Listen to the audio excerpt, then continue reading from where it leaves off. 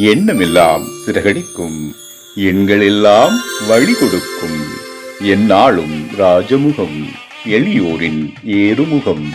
எந்த நிலை வந்தாலும் வந்த நிலை மாறாத நமது Rajanilai. Rajanilai TV, channel of astrology.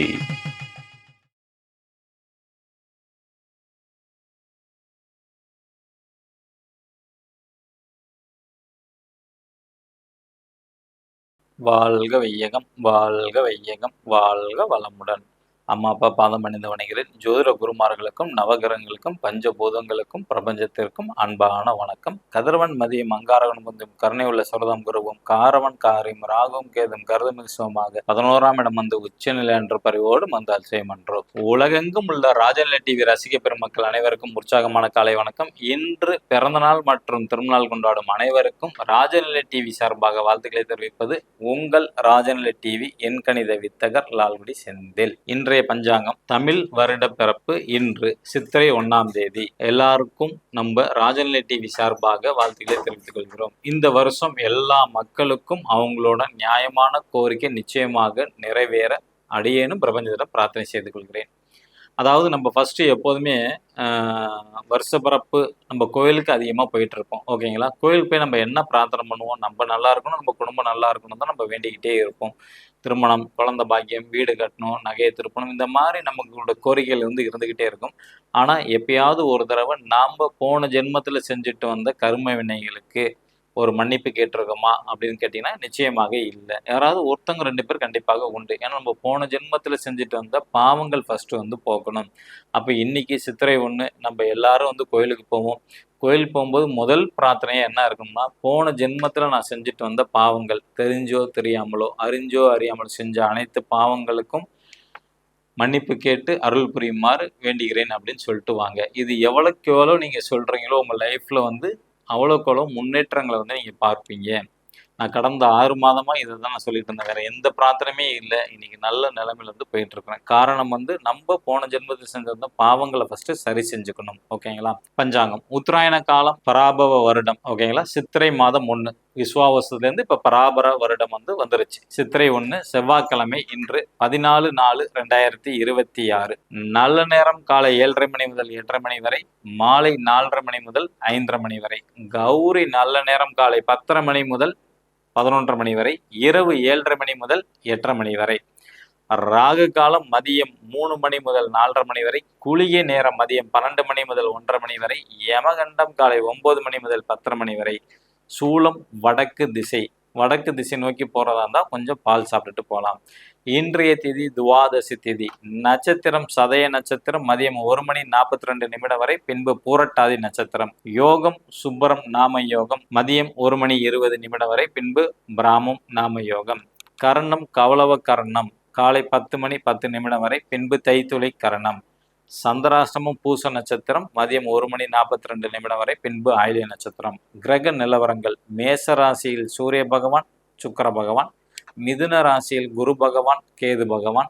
கும்ப ராசியில் சந்திர பகவான் மற்றும் ராகு பகவான். மீன ராசியில் செவ்வாய் பகவான், புதன் பகவான் மற்றும் சனி பகவான்.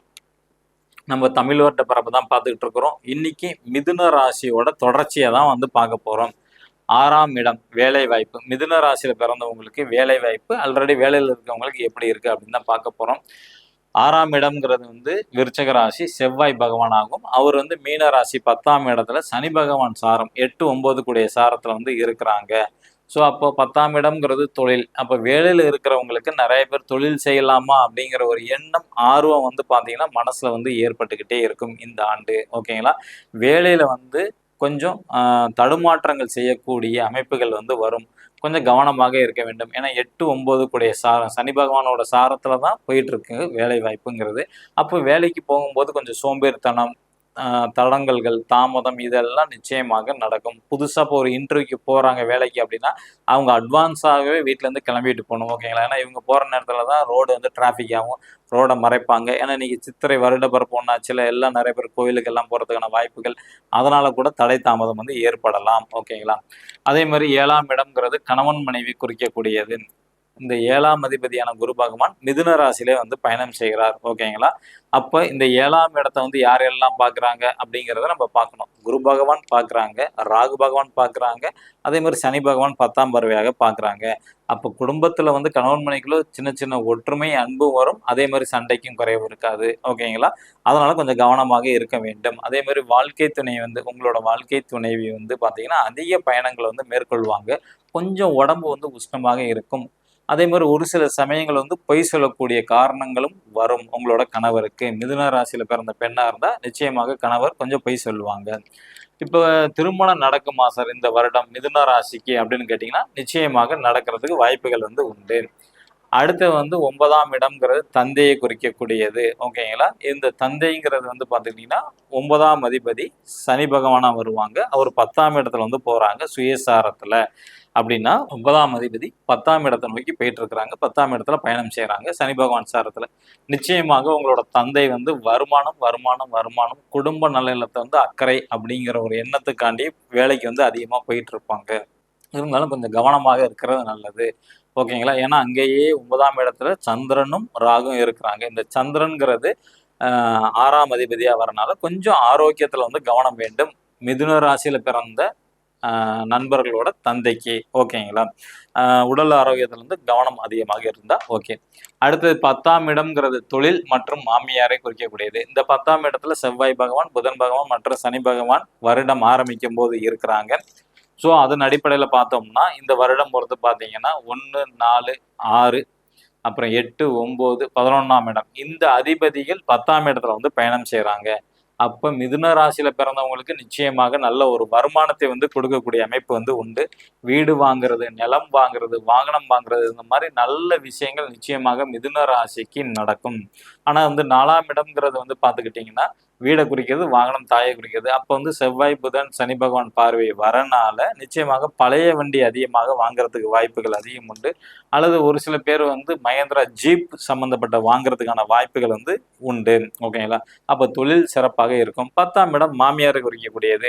அப்ப அந்த மாமியார் ஸ்தானத்துல வந்து சனி பகவானும், செவ்வாயும் சேர்ந்திருக்கிறாங்க. ஸோ இப்போ உங்களோட மாமியாருக்கு வந்து உடல் ரீதியாக ஏதாவது ஒரு ஆப்ரேஷன் இந்த ஒரு வருஷத்துல பண்றதுக்கான வாய்ப்புகள் வரும். அல்லது சின்ன சின்ன உடம்பு சௌகரியம் உடம்பு சம்பந்தப்பட்ட குறைபாடுகள் நிச்சயமாக ஏற்படும்.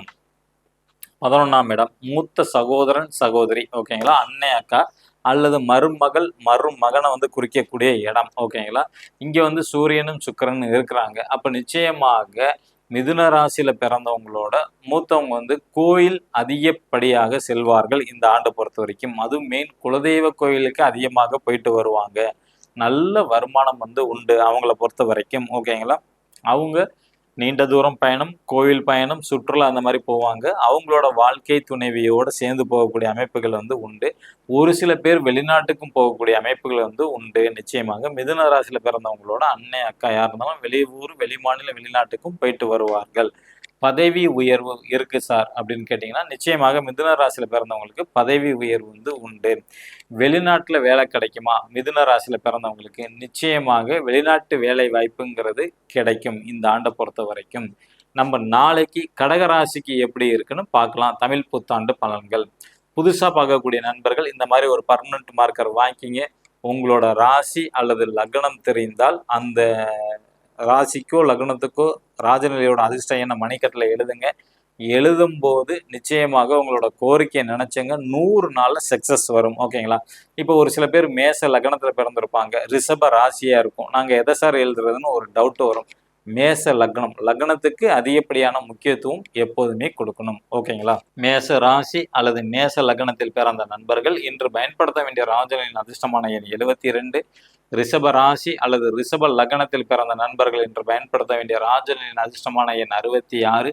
மிதுன ராசி அல்லது மிதுன லக்னத்தில் பிறந்த நண்பர்கள் இன்று பயன்படுத்த வேண்டிய ராஜனின் அதிர்ஷ்டமான எண் 79. கடக ராசி அல்லது கடக லக்னத்தில் பிறந்த நண்பர்கள் இன்று பயன்படுத்த வேண்டிய ராஜனின் அதிர்ஷ்டமான எண் 90. சிம்ம ராசி அல்லது சிம்ம லக்னத்தில் பிறந்த நண்பர்கள் இன்று பயன்படுத்த வேண்டிய ராஜனின் அதிர்ஷ்டமான எண் 93. கன்னி ராசி அல்லது கன்னி லக்னத்தில் பிறந்த நண்பர்கள் இன்று பயன்படுத்த வேண்டிய ராஜனின் அதிர்ஷ்டமான எண் 89. துலாம் ராசி அல்லது துலா லக்னத்தில் பிறந்த நண்பர்கள் இன்று பயன்படுத்த வேண்டிய ராஜனின் அதிர்ஷ்டமான எண் 16.